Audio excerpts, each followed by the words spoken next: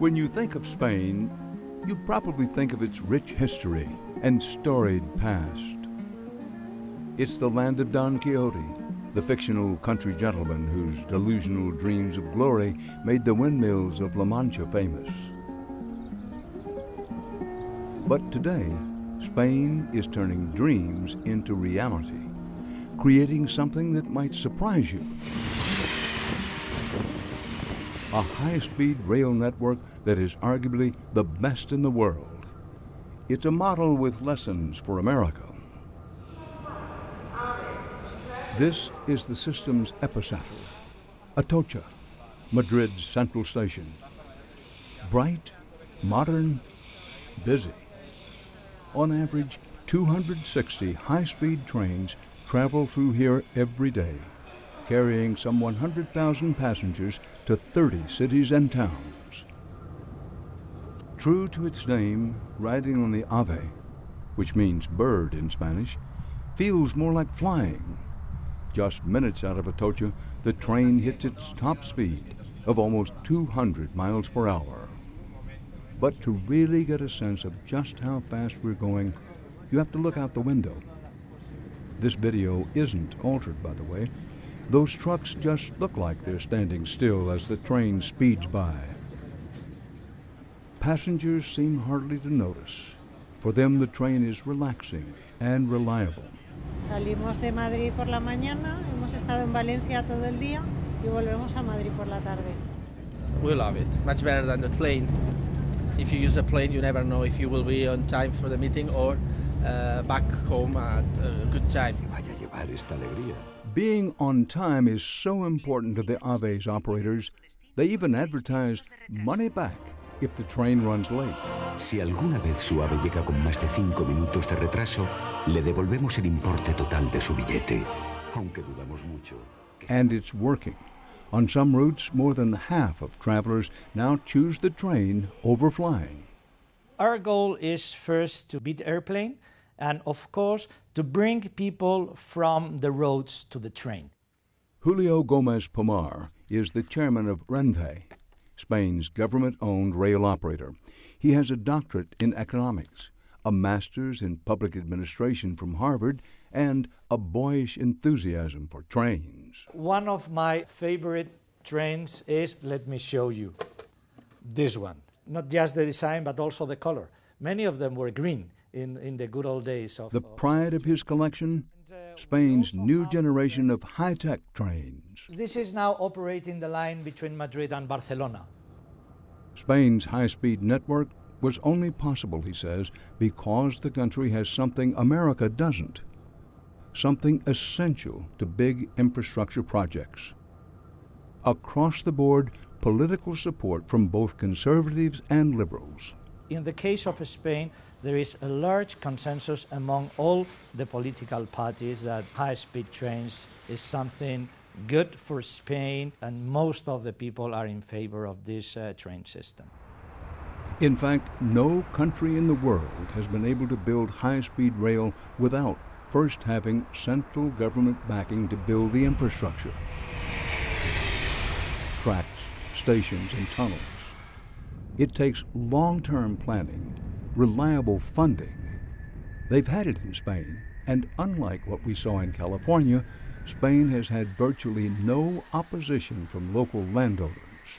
Quite the opposite. Most of the people, they want the line, and they really protest if you're thinking of about closing the line. So they want the railway.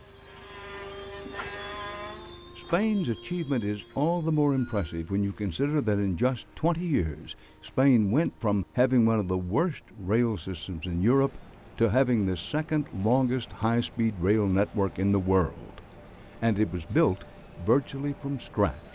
If you want to develop a high-speed train, you have to do it all new, from point to point. We were allowed special behind-the-scenes access, starting with these state-of-the-art train traffic control rooms.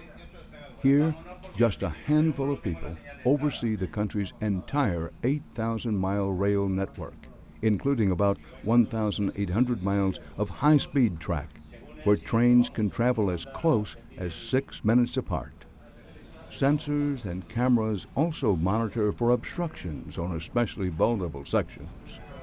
In 20 years, there hasn't been a single derailment or collision on Spain's high-speed trains, not even a close call. The Spanish have become world leaders in other ways. They're master bridge builders and high-tech tunnelers, using boring machines like this to drill right through mountains. Breakthroughs proudly celebrated.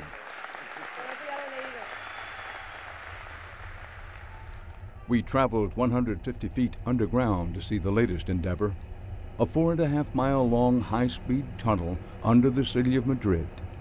Construction manager Violeta Gonzalez gave us a tour, proudly explaining that this tunnel took her team only 9 months to dig. Constructions like this one, you don't stop. You work 24 hours, 7 days a week, and you only stop for Christmas. That's it. Y que esto nos encanta trabajar así. Para un tren de alta velocidad que es la mejor del mundo. Gonzalez says this tunnel will cut travel time between Madrid's 2 main train stations from a half hour to just 5 minutes. And she says it will open on budget and on time. I hope we can continue building tunnels all around Spain. Why not? Of course, one reason why not is money. Spain started building in the boom years of the late 1980s. Now it's suffering through a double-dip recession, 25% unemployment, and crippling debt. The country's already spent about $60 billion on high-speed rail and plans to spend $17 billion more, largely loans from the European Union. And it's unclear whether Spain's high-speed rail is profitable. Some lines make money, others don't.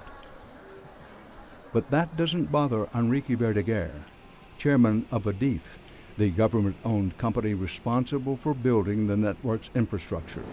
Not all the lines have to be profitable in terms of economic conditions, but obviously they are in terms of social benefits. Through the high speed, we have been able to connect all the regions and to support less developed regions to get more integrated in the country itself. One example is Ciudad Real, a small city located in the dry heartland of La Mancha. It used to be about a 2.5-hour drive from here to Madrid. Now, it's 55 minutes by high-speed train, and that's helped put Ciudad Real on the map. I mean, the population, because of the high-speed train, increased by almost 20%. So people that are now living there, they commute to Madrid and they go back by night back to Ciudad Real. Some thought the city might even grow into a new transportation hub with its own major airport. But high-speed rail can do only so much. We followed the signs for that new airport, and this is what we found. Empty parking lots and abandoned terminals. Originally opened in 2008, the airport stopped operation after just a year because there wasn't enough business. And the airport's high-speed rail link was never even finished. Instead of stopping, trains just speed right by. Clearly, the bullet train is no magic bullet. And while no one doubts Spain has a technically excellent rail system, some say it's too good, grown too big, too fast, and is too costly. Even the head of Renfe acknowledges that under the current economy, they need to slow down. We are, of course, observing a loss in the number of passengers because of the economic downturn. And so when planning infrastructures for the future, we have to take that into account. Spain may be slowing down, but it's not stopping. In truth, some of the only good economic news coming out of Spain these days is how it's exploiting and exporting its high-speed rail technology. A Spanish consortium recently landed a prestigious contract worth about $8 billion to build a high-speed line in the desert, connecting the holy cities of Medina and Mecca in Saudi Arabia. it will be a cornerstone for Spanish technology. And Spain has its eye on America as well. Still virgin territory when it comes to true high-speed rail. The American market is a very large market, so we would be very, very much interested in operating in that market. The American market may be a large market, but as we've seen tonight, it's also a very uncertain one. The United States is taking it slow when it comes to high-speed rail. There was a time, though, when trains helped drive the U.S. economy. A look at America's long-lost love affair with the railroad when we come back.